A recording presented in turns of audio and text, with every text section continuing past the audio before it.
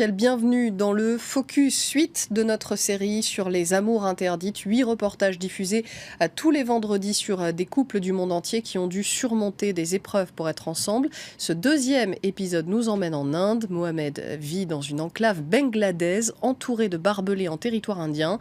Il a franchi toutes les barrières, évité toutes les patrouilles pour retrouver Shanara, l'élu de son cœur.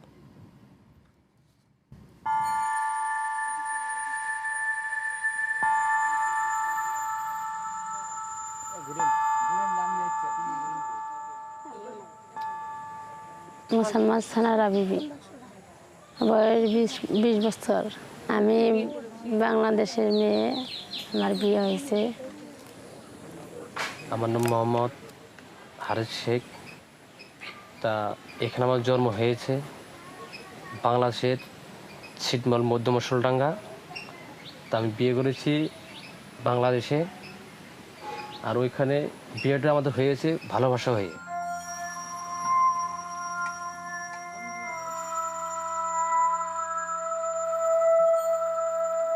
না দেখে ওইটুকু আমি করছি এখন, যখন ওই বন্ধুর সাথে বিয়ের সাথে যাই না, তখনগা ওই মেয়েটার সাথে এখানে বসেছিল।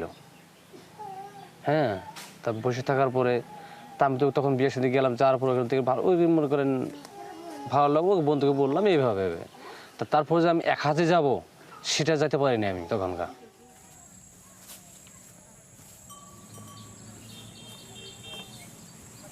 ওইখানে মনে গেলে আমাদের বর্ডার যেতে অনেক সমস্যা হতো, ঠিক আছে। তা ওই আমি সমস্যা তখন তো অত কিছু মনে করিনি। আমার বাপ মায়ে কয়েছে বলে যে ওই জায়গাতে আমরা মেয়ে দিব না। তা কয় যে 2 রাষ্ট্রের ব্যাপার, আমরা যাওয়ার হন না, কাঠ ফটো নাই, আমরা এই জন্য আমরা মেয়ে আমরা ওই জায়গায় দিব না।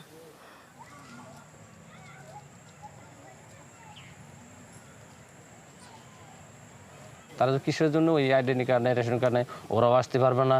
এখান থেকে আমার বাবা মা যে যাবে সেটাও যেতে পারবে না।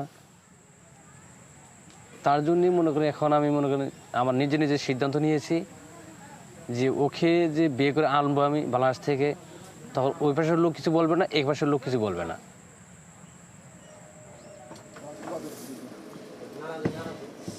এক জায়গায় পুলিশ আসিল, থাকলে হলা পরে পুলিশ আইসা বসছে, আইসা বলে হলা পরে আমি আবার ওই জায়গায় আইসি, ওই বাড়িতে আইসি, অন্য বাড়িতে আইসি। আইলে হলা পরে হেবি আবার ওর বন্ধুর সাথে আইসা।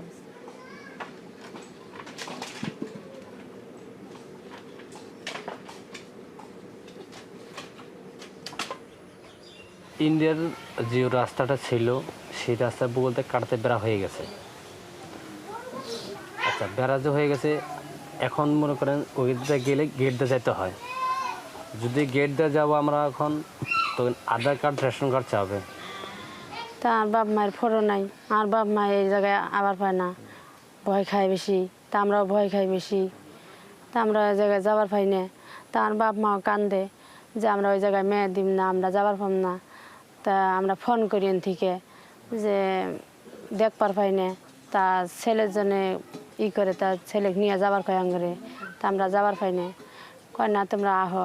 তা আমরা কারণ না, আঙ্গুর ফটো নাই, আঙ্গুর পয়সা নেই, আমরা গরিব মানুষ, আমরা কী দিয়ে ফটো বানাবো, কী দিয়ে আমরা কী করবো, আমরা যাবো কী বেই, আমরা ওই জায়গায় যাবার পাম না।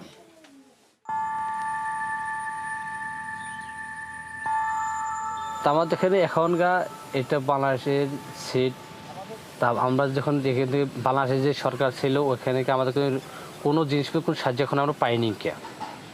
তার জন্য দেখেন এখন আমরা এখানে বন্দি কারা ঘরের ভিতরে আছে এখনো না, সেটা আমরা এইরকম আছি যে আমাদের এখন আমরা চলাফেরা করবো, আমার রেশন কার্ড, আইডেন্টি ফটো এগুলো আমাদের নেই। এটাই আমাদের বড় কষ্ট। তার এখন যদি আমি কোথাও যাই, আমাদের আইডেন্টি কার্ড লাগবে, রেশন কার্ড লাগবে, ছেলেবের স্কুলে দিব তাও ওইখানে ওটাও লাগে, ration card, voter identity card. হসপিটালে যাম, হসপিটালে ভয় করে বেশি, এই জন্য যাইনি। বাচ্চাটা বাড়িতে হয়েছে। না না, সেটা তো তখন আমাদেরকে এই জন্ম সার্টিফিকেট এইগুলো কিছু তখন কিছু ছিল না, আমাদেরকে তখন স্কুলে ভর্তি নেয় নাই। না হলে আমরা কিন্তু লেখাপড়া করতে পারিনি কে। তা তা চাকরি পাবো তখন বাচ্চা কাচ্চা কব যে আমরা বাবা আঙ্গুরে বাবা ঘটনা হয়েছে মানুষে কইছে বলে যে বাচ্চা কাচ্চা আদব খাইছে ভালা এটা কার বাচ্চা এটা চ্যাংরা কার তা পড়াশোনা ভালো করতেছে ব্যবহার ভালো হইতেছে এই বাচ্চাটা কার অন্যজনে হইস করবো চ্যাংরাটা কার যে চ্যাংরাই কব যে অমুকের বাচ্চা এটা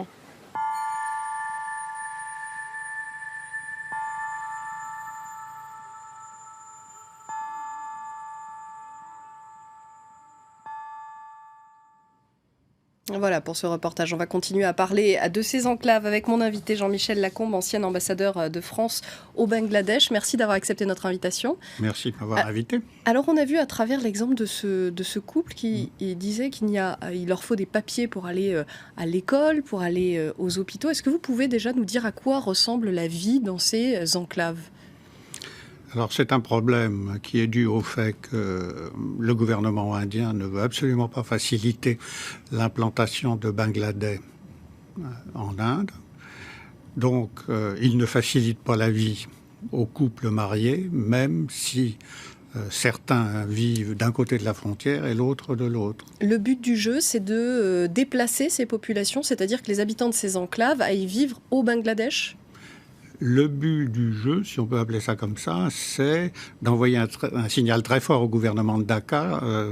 Les nouveaux venus, les nouveaux immigrants ne sont pas les bienvenus. Il y a eu beaucoup de problèmes avec les immigrations bangladaises en Inde. En Assam notamment, en 1983, il y a eu un massacre de Bangladais par les populations locales. Parce que le gouvernement avait décidé de tenir des élections en dépit d'une situation tendue. Et les Assamais, c'est-à-dire des Indiens, accusaient le gouvernement d'avoir régularisé la situation d'un certain nombre de Bangladais en leur donnant des papiers et des carnets de rationnement, ce qui est important, à condition qu'ils votent pour le gouvernement central dans des circonscriptions importantes. Voilà. Alors ça fait 7000 morts et le gouvernement indien ne veut plus faciliter l'immigration en Inde. À l'origine, comment elles se sont constituées, ces enclaves ? Comment est-ce que cette anomalie s'est créée ? C'est des situations, c'est des no man's land, c'est-à-dire des gens qui n'ont pas de papier, qui ne sont plus bangladais, mais qui ne sont certainement pas encore indiens. Donc ils sont apatrides. Ils sont apatrides, oui.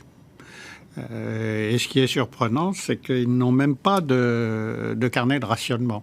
Parce que les gouvernements, le gouvernement indien donne à pratiquement tous ses citoyens un carnet qui vous donne droit à une ration minimum de riz. C'est l'équivalent d'un papier d'identité. Alors ils n'ont même pas ça. Et ils sont dans une situation administrative, comme s'ils étaient à Roissy zone internationale en permanence. Mais il y en a plusieurs milliers comme ça. L'été dernier, il y a eu un accord entre l'Inde et le Bangladesh pour échanger ces enclaves. Où est-ce qu'on en est ? Alors je crois que l'exécution prend du temps, pour différentes raisons. Mais la première, c'est que l'Inde a des relations assez moyennes avec tous les pays autour, non pas spécialement du fait de l'Inde, mais c'est le poids spécifique de l'Inde, avec tous ces petits pays autour. Et quand l'Inde, sur un cas spécifique, est demandeur, la tentation pour les pays autour est d'essayer de globaliser en remettant dans la négociation l'ensemble des problèmes bilatéraux. Voilà. Donc un accord peut-être, maintenant voyons qu'est-ce que ça va donner, je ne pense pas que ça ira très rapidement. Ça a l'air à la fois contradictoire avec ce qu'on a pu voir dans ce reportage où le jeune homme dit « Moi, quand je me suis marié, il n'y avait pas de barbelé autour de la frontière et depuis, elle s'est renforcée. » Pour quelle raison elle s'est renforcée, cette frontière ? Elle s'est renforcée parce que les Indiens estiment que le Bangladesh se radicalise et qu'il y a du terrorisme qui pourrait être importé à partir du Bangladesh, non pas tellement du fait du Bangladesh lui-même, mais d'un certain nombre de pays, de partis fondamentalistes du Pakistan, et qui ont leurs correspondants au Bangladesh. On a vu cette jeune femme se désespérer que ses parents ne puissent pas voir ses enfants. Est-ce que c'est envisageable d'avoir un accord pour des visites familiales, comme ça a pu se voir dans d'autres enclaves ailleurs? Non, la position du gouvernement indien, on ne facilite pas les choses aux frontaliers. Hein. Donc, je ne pense pas qu'on facilitera la chose à la famille de cette épouse. Non, ça, certainement pas. Merci beaucoup pour votre analyse sur notre antenne. Merci de nous avoir éclairé sur cette situation des enclaves au Bangladesh. On continuera cette série sur les amours interdits tous les vendredis. 8 épisodes. Nous étions donc à l'épisode numéro 2. Restez avec nous sur France 24. Nous, on se retrouve dans quelques minutes pour un nouveau journal. À tout à l'heure.